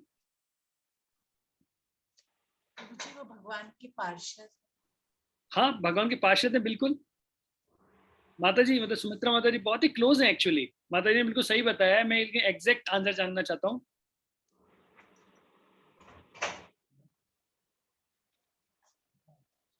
अच्छा, चलिए हम देखते हैं यहाँ पर क्या क्या बताया गया है। अभी आप यहाँ पर देखेंगे तो आपको यहाँ से पता लगेगा। अब यहाँ पे भीष्मदेव बोल रहे हैं, मेरे विचार से यह सब प्रबल काल के कारण हुआ है, जिसके वशीभूत होकर हर कोई व्यक्ति प्रत्येक लोक में मारा मारा फिरता है, जिस प्रकार वायु द्वारा बादल इधर से उधर चले जाते हैं। तो बताते हैं कि भाई ये काल का काम है। अब हम देखेंगे, काल अर्थात समय का ये काल है, और समय जो है कालो अस्मि, भगवान बोलते हैं मैं ही काल हूं। तो अगर भगवान ही काल हैं तो फिर भगवान के कष्ट कैसे हो रहे हैं? भगवान श्री कृष्ण तो सामने ही खड़े हैं, फिर भी कष्ट हो रहे हैं। डिवाइन विल, भगवान कृष्ण की इच्छा। अब जो भगवान कृष्ण की इच्छा होती है वो कोई नहीं समझ पाता है। बोलते हैं कि बड़े बड़े ऋषि मुनि, बहुत बड़े मतलब सभी देवी देवता इतना प्रयास करते हैं, लेकिन भगवान की जो डिवाइन विल अर्थात इच्छा है वो नहीं जान पाते कि भगवान ऐसा क्यों कर रहे हैं। यहाँ पर भगवान अपने भक्तों को ये कष्ट दे रहे हैं, वो ये बताने के लिए कि कष्टों में एक भक्त किस तरीके से कार्य करता है। क्योंकि भगवान और किसी को कष्ट देंगे तो बेचारा वो तो गिर जाएगा, लेकिन भगवान बताते हैं कि जब इतने सारे कष्ट आते हैं तो मेरे भक्त फिर भी खड़े रहते हैं। जैसे आपने अभी तक इतनी कुंती महारानी की शिक्षाएं देखी, तो कुंती महारानी क्या बोलती हैं कि भगवान जब इतने सारे कष्ट जब इतने सारे लोग हमारे अपोजिट थे, इतनी सारी परेशानियां थी, तब आप हमारे साथ खड़े थे। आज जब हम इतने सुख में हैं तो आप वापस छोड़ के जा रहे हो। तो इससे अच्छा है कि हम कष्ट में ही रहते, या भगवान हमें और कष्ट दो जिससे आपकी कृपा प्राप्त हो। तो भगवान यहाँ पे एग्जाम्पल देके बताना चाहते हैं कि मेरे भक्त जो हैं, मैं साथ में खड़ा हूं, लेकिन कष्ट आ रहे हैं, वो कैसे आचरण करेंगे वो बताने के लिए। अहो न हो अपरिहार काल का प्रभाव कितना आश्चर्य होता है, यह अपरिवर्तनीय है। अन्यथा धर्म के पुत्र युधिष्ठिर, गदाधारी भीष्म तथा गांडीव अस्त्र धारण करने वाले बलशाली महान धनुर्धर अर्जुन एवं सबके ऊपर पांडवों के प्रत्यक्ष तैशी कृष्ण के होते हुए विपत्ति क्यों आती। तो यहाँ पे भीष्मदेव क्यों खुद बोल रहे हैं कि भैया ये सब लोग भगवान कृष्ण के होते हुए भी, अब ये सब क्यों बताया गया है कि गांडीवधारी गांडीवधारी अर्जुन या फिर गदाधारी भीम, वो इसलिए बताया जा रहा है क्योंकि बता रहे हैं ये सारी उनकी मटेरियल स्किल्स थी। तो उनके पास भौतिक रूप से बहुत कुछ था, बहुत सारी स्किल्स, कलाएं, बहुत सारी चीजें थी, धन था, शक्ति थी, सब कुछ था। लेकिन जब काल का प्रभाव आता है जो कि भगवान के वशीभूत होता है, तो कोई कुछ नहीं कर सकता है। तो जैसे आप देखते हैं कि जब अर्जुन जो है, भगवान ने भगवद्गीता का ज्ञान दिया, तो भगवान ने उन्हें बताया कि भगवान ने उन्हें अस्त्र चलाना नहीं सिखाया, पहले से स्किल्स उनके पास थी। अब कोई व्यक्ति बोलेगा कि युद्ध के में क्या चाहिए, कौन सी स्किल चाहिए, आपको अच्छे से अस्त्र शस्त्र चलाने आने चाहिए, तो अर्जुन को पहले से आते थे। फिर भगवान ने भगवद्गीता में क्या किया, क्योंकि अर्जुन के पास स्किल तो थी लेकिन विल पावर नहीं थी, अर्थात इच्छा शक्ति नहीं थी लड़ने की। तो हम भी हमारे जीवन के युद्ध में हर कभी गिर जाते हैं, बस अब नहीं हो रहा है ना। अब भगवान कुछ भी करके उठा लो, ये करो, तो व्यक्ति हार जाता है। लेकिन एक भक्त जो होता है वो हारता नहीं है, क्योंकि भगवान उसके साथ खड़े रहते हैं और भगवान उनके एग्जाम्पल से बताते हैं। जैसे शील प्रभुपाद जी को जलदूत में, अर्थात जब जहाज से जा रहे थे तो 2 हार्ट अटैक आए उनको, लेकिन इसके बावजूद भी शील प्रभुपाद जी प्रचार कार्य में गए, है ना। 70 साल की एज में उन्होंने इतना प्रचार किया, गाय ने मारा, इधर धूप में गए, सामान चोरी हो गया, लेकिन सभी को सहन करते हुए उन्हें प्रचार किया। तो भगवान बताते हैं कि मेरे भक्त कैसे होते हैं। तो हे राजन, भगवान श्री कृष्ण की योजना को कोई नहीं जान सकता, यद्यपि बड़े बड़े चिंतक उनके विषय में जिज्ञासा करते हैं, लेकिन वे मोहित हो जाते हैं। अतएव हे भरतवंशी में श्रेष्ठ युधिष्ठिर, मैं मानता हूं कि यह सब भगवान की योजना के अंतर्गत है। तुम भगवान के अचिंत्य योजना को स्वीकार करो और उसका पालन करो, अब तुम नियुक्त किए गए शासन अध्यक्ष हो, अतएव हे महाराज, आपको अब उन लोगों की देखभाल करनी चाहिए जो असहाय हो चुके हैं। तो यहाँ पर युधिष्ठिर महाराज से विष्णुदेव क्या बोल रहे हैं कि भाई ये किसकी योजना है? भगवान की। जैसे आप लोगों ने जो जो आंसर दिया सही दिया था कि भाई भगवान के पार्षद हैं, भगवान की लीला है, दिस इज ट्रुथ। तो यहाँ पे क्या है? भगवान की योजना है कि कैसे उन्हें भक्त बनाए रखना है और उनके द्वारा ये एग्जाम्पल सेट करना है। और जब भगवान अपने भक्तों के द्वारा ये एग्जाम्पल सेट करवाते हैं तो सारी दुनिया उनको फॉलो करती है। महाजन योना गथा सो पंथा। तो जिस रास्ते पर महाजन अर्थात श्रेष्ठ व्यक्ति चलते हैं, सारी दुनिया क्या करती है? उस पथ को ही फॉलो करते हैं। जैसे आप देखिए कुछ महाजन लोग हैं, जैसे विराट कोहली, उन्होंने ऐसी दाढ़ी रखी। आप देखिए नए नए स्टूडेंटों को, आप देखिए वो ऐसी दाढ़ी, लंबी लंबी दाढ़ी रख के घूमते हैं। तो बड़े बड़े महाजन लोगों ने जो किया वो करते हैं। कुछ समय पहले ऐसा ट्रेंड आया था कि लोग लंबे बाल रखते थे, तो बताया कि धोनी, जॉन इब्राहिम, ये पता नहीं 12 महाजन के बाद ये 13-14 कौन से महाजन है, तो उन्होंने जो जो किया लोग उनको फॉलो करने लगते हैं। मैं जब छोटा था तो एक फिल्म आई थी तेरे नाम, जिसमें सलमान खान की ऐसे आगे से ऐसी हेयर स्टाइल थी, तो वहीं पे लोग ऐसी हेयर स्टाइल करके घूमते थे। तो ये क्या है? महाजन लोग, जो बड़े लोग करते हैं उन्हीं को छोटे लोग अर्थात बाकी दुनिया फॉलो करती है। इसलिए यहाँ पर भगवान बता रहे हैं। तो ये ध्यान रखिएगा, 3 प्रकार से कष्ट आते हैं। कष्ट जब आते हैं तो 3 लोगों को अलग अलग तरीके से कष्ट आते हैं। पहला कष्ट आता है कर्मी व्यक्ति को। जब कभी किसी कर्मी व्यक्ति को आप देखोगे कि वो कष्ट भोग रहा है, दुख दर्द में है, तो उसका कारण होता है उसके पूर्व जन्म के कर्म, जो उसने पूर्व जन्म में कर्म किए हैं, जो उसके कर्मों का फल का दंड उन्हें प्राप्त हो रहा है। दूसरा, जब किसी एक साधारण भक्त को या साधक भक्त को जब भी कोई कष्ट आते हैं, तो वो कष्ट आते हैं उनके प्यूरिफिकेशन अर्थात उनके शुद्धिकरण के लिए कष्ट आते हैं। तो भगवान क्या करते हैं? उन्हें ऐसी परिस्थितियों में डालते हैं, और परिस्थिति में डालने से क्या होता है? उनका शुद्धिकरण होता है। फिर तीसरा, जो कष्ट आते हैं भगवान के महान भक्त जो होते हैं, जो शुद्ध भक्त होते हैं, उनके लिए जब कष्ट आते हैं तो कष्ट किसके लिए आते हैं? उनके ग्लोरिफिकेशन अर्थात उनकी प्रशंसा के लिए आते हैं।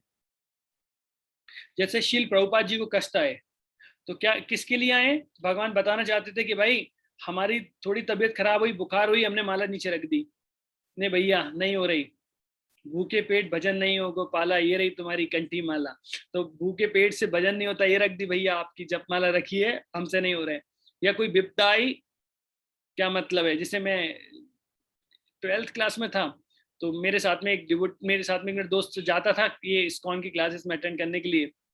तो मैंने उससे बोला आप जप क्यों नहीं करता? क्या मतलब है जप करने से? 2 अगरबत्ती डेली लगाता था मैं शाम को भगवान की। क्या दिया उनने मुझे? 59.9%। 1% और देते थे फर्स्ट डिवीजन बन जाती। क्या मतलब ऐसी भक्ति करने से? है ना? तो 0.1% के कारण उसकी भक्ति पूरी खत्म हो गई। तो ये क्या है? ये हमारी मैच्योरिटी है, दिखाती है हमें कि हम भक्ति में कितने उन्नत हुए हैं। या फिर किसी के साथ, ये तो छोटा सा एग्जांपल दिया है मैंने आपको, बड़ी बड़ी चीजें भी हो जाती हैं, लेकिन एक भक्त जो होता है वो क्या बोलते हैं?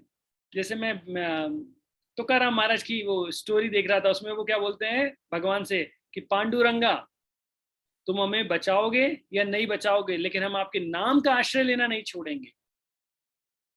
तो आप बचाओ मत बचाओ, ये आपके ऊपर, हम तो आपके स्वामी नहीं है क्या आपको आदेश दे सके। तो आप बचाओ या मत, आपके ऊपर है ना? इसलिए हमें बोलते हैं राखी कृष्ण तो मारे की और मारे कृष्ण तो राखी की। तो अगर आप बचाना चाहते हैं बचा लो, मारना चाहते हैं मार दीजिए, लेकिन हम आपके नाम का आश्रय लेना नहीं छोड़ेंगे। तो ये होता है भक्त का मनोभाव। तो आज हमने 17 श्लोकों के बारे में समझा, अभी इसमें 49 और भी बहुत है, हम धीरे धीरे उसको समझेंगे। तो बहुत बहुत धन्यवाद आपका इतना धैर्यपूर्वक ये प्रवचन सुनने का। मैं जानता हूँ भागवतम जो है वो बहुत हैवी है, डीप है, यहाँ पर इतने कंसेप्ट जो है बहुत ज़्यादा है और बहुत कम लोग हैं इसे डाइजेस्ट कर पाते हैं, लेकिन स्टिल आप लोग इतने धैर्यपूर्वक समझ रहे थे, उसके लिए धन्यवाद। तो मैं अपने प्रवचन को यहीं विराम देता हूँ। जगद्गुरु श्री प्रभुपाद की जय। ग्रंथराज श्रीमद् भागवतम की जय। किसी का कोई प्रश्न है तो प्रश्न कर सकते हैं। यस इतिशा माता जी। हरे कृष्ण प्रभु जी, दंडवत प्रणाम। धन्यवाद। प्रभु जी, मेरी एक प्रॉब्लम है यहाँ पे कि मैं अपने हॉस्टल में आई हुई हूँ। तो यहाँ पे जो मेस में खाना रहता है ना, वो लहसुन प्याज वाला रहता है, और दोनों मतलब कोई ऑप्शन नहीं है मेरे पास, ना दाल है ना सब्जी है। तो और बहुत रिक्वेस्ट करने के बाद में भी मतलब पापा मम्मी ने भी बात कर ली है, लेकिन ये लोग कोई ऑप्शन नहीं दे रहे हैं, बोल रहे हैं कि आपको तो खाना ही पड़ेगा। और अभी तक तो मैंने जैसे तैसे मतलब कॉम्प्रोमाइज, मतलब मैंने तो नहीं खाया अभी तक, पर अब मैं आगे कैसे मतलब करूंगी, मतलब कोई ऑप्शन नहीं दिख रहा। तो आप एक बार कुछ हेल्प कर दो। आप कहाँ पर है माता जी अभी? किस सिटी में है? मैं भोपाल में हूँ। अच्छा, भोपाल में हूँ। किस कॉलेज में माता जी? हाँ। हाँ, यहाँ पे गवर्नमेंट कॉलेज है ना, आरजीपीवी यूनिवर्सिटी का। अच्छा, तो हाँ, तो बीटेक कर रही हूँ। अच्छा बीटेक कर रहे हैं आप फर्स्ट ईयर में माता जी, करेक्ट? हाँ। फर्स्ट ईयर में आप अभी? नहीं, मैं सेकेंड ईयर में, फोर्थ सेमेस्टर में हूँ। Fourth semester. अच्छा, पहला साल तो ऑनलाइन निकल गया। हाँ, डेढ़ साल से ऐसे ही चले गया। अच्छा, तो हम्म। माता जी एक्चुअली जैसे मैंने एमटेक भी किया है, और मैं इस्कॉन में आने के पहले से भी ऑनियन गार्लिक करता, प्याज लहसुन नहीं खाता था, और मैं बस भगवान से ही प्रार्थना करता था। तो एक बार एक व्यक्ति ने मुझसे प्रश्न किया था कि भाई अपन जब बाहर जाते हैं तो कैसे मैनेज करते हैं? तो मैंने उनको बोला कि देखिए, भगवान की इच्छा होती है और हम भगवान के लिए कर रहे हैं, तो हम जब भगवान से प्रार्थना करते हैं तो भगवान सारी चीजें अरेंज करवा देते हैं। तो मैं आपकी हॉस्टल की परिस्थितियां नहीं जानता कि वो कैसी परिस्थितियां हैं, और आप क्या प्रैक्टिकली कैसे स्टेप उठा पाएंगे। हाँ, इतना जरूर बोलूंगा कि भोपाल के अंदर 2-3 हमारे मंदिर हैं माता जी, है ना।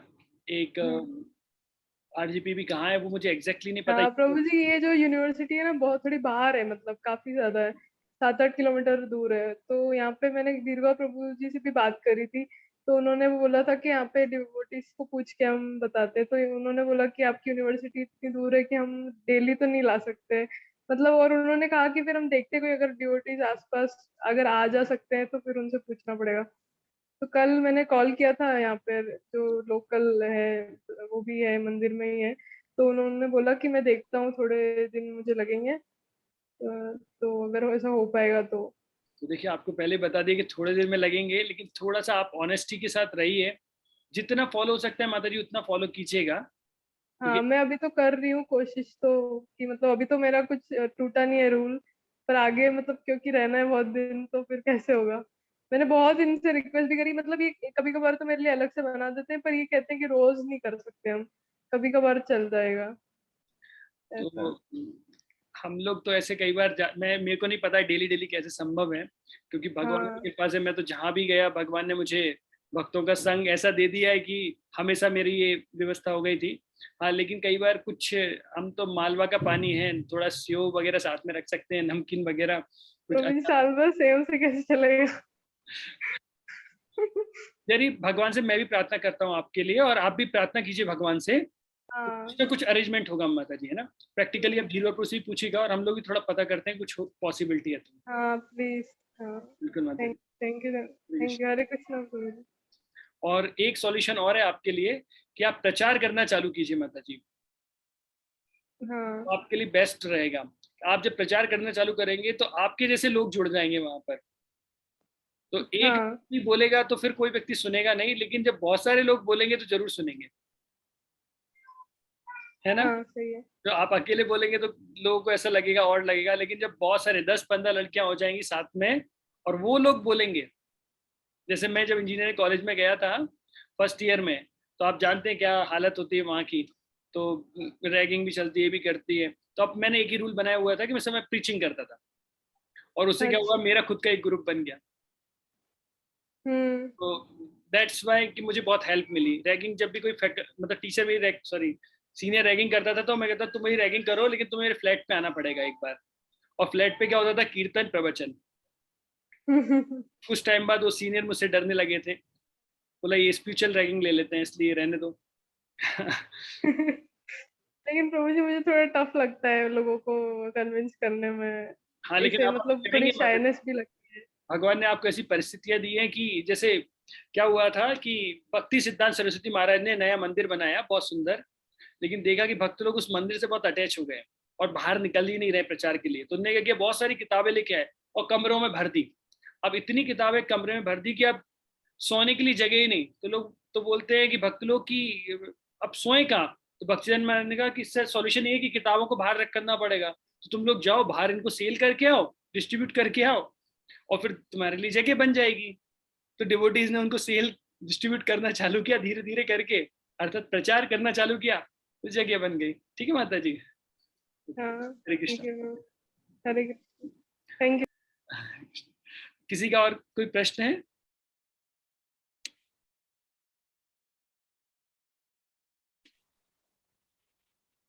हरे कृष्ण प्रभु जी। दंडवत प्रणाम माता जी। जी प्रभु जी, thank you so much for this session, इतना सुंदर तरीके से आपने बताया। और लास्ट में स्पेसिफिकली जो आपने बताया कि हम 3 तरह के जो कष्ट होते हैं, तो मुझे तो यही समझ में आता है कि हम तो कर्मी ही है कि पिछले कुछ जन्मों के प्रारब्ध के कर्म जो उनका फल झेल रहे हैं और कष्ट भोग रहे हैं।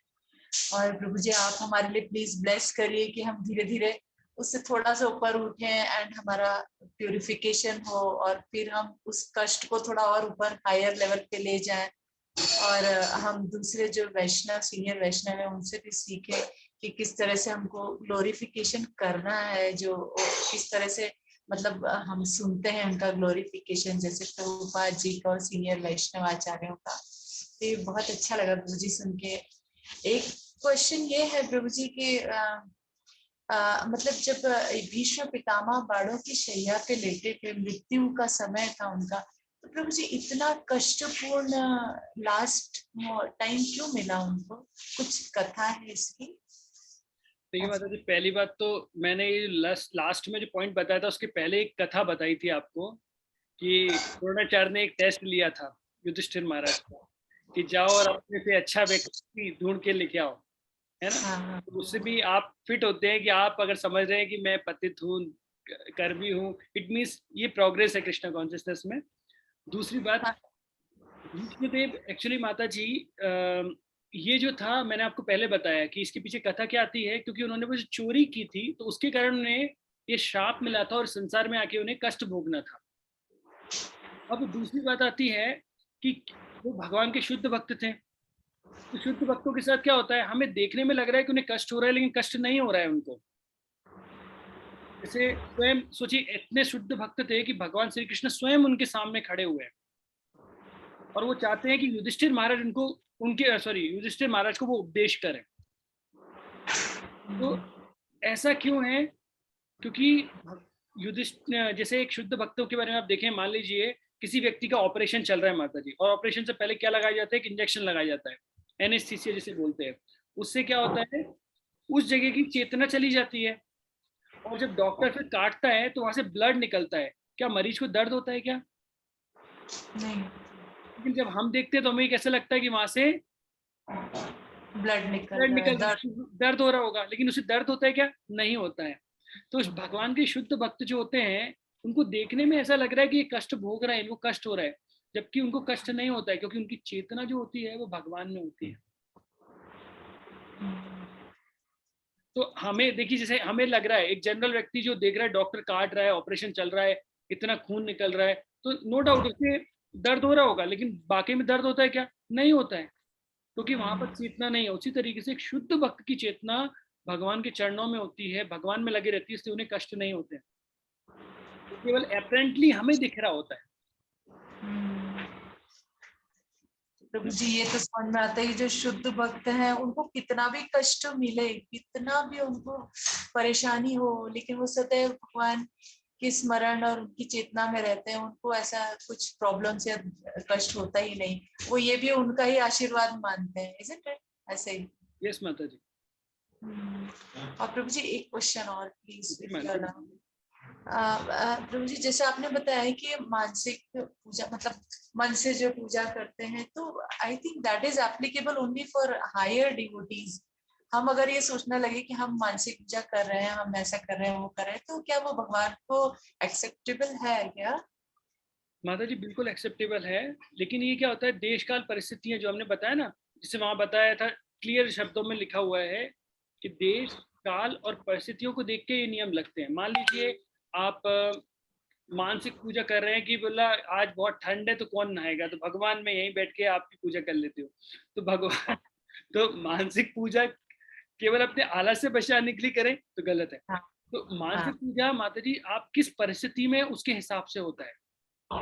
अच्छा, जैसे ये बताया गया है, मतलब इसका मीनिंग ये होता है कि व्यक्ति मन, मतलब ये एक हाइट बताने के लिए है कि अगर आप मन, अगर आप आपके पास कुछ भगवान को ऑफर करने के लिए नहीं है, लेकिन आप मन से भी भगवान को कुछ ऑफर करते हैं तो भगवान एक्सेप्ट कर लेंगे, जी, है ना। आपके पास भौतिक साधन की जरूरत नहीं है, आप मेंटली भी कर सकते हैं, लेकिन अगर आपके पास है तो फिर बहुत अच्छे से करना चाहिए। जी प्रभु जी, कई बार ऐसी परिस्थितियां आती है जब हम बीमार होते हैं, हमसे नहीं हो पाता है, लेकिन तब भी हाँ, हमें क्या करना चाहिए, जैसे मान लीजिए हम नहीं उठ पाए या मंगला आरती, तो मतलब नहीं जा पा रहे हैं, कोई बीमार है, तो फिर हम बैठ से भी मंगला आरती गा के बोल सकते हैं। तो हम फिजिकली वहां नहीं रहेंगे, लेकिन हमारे मेंटली हम वहां पे अवेलेबल रहेंगे। जी, जी, थैंक यू प्रभु जी, हरे कृष्णा, दंडवत प्रणाम। आई थिंक अभी और किसी का कोई प्रश्न नहीं है, ऑलरेडी बहुत लेट हो गया, तो अगर किसी का कोई प्रश्न नहीं तो हम हमारे प्रवचन को यहीं विराम देते हैं। तो बहुत बहुत धन्यवाद इतने लंबे समय तक इतने धैर्यपूर्वक प्रवचन सुनने के लिए। ग्रंथराज श्रीमद् भागवतम की जय, जगत गुरु श्री प्रभुपाद की जय, नागदा भक्तवृंद की जय, अनंत कोटि वैष्णववृंद की जय, निताई गौर प्रेमानंदे।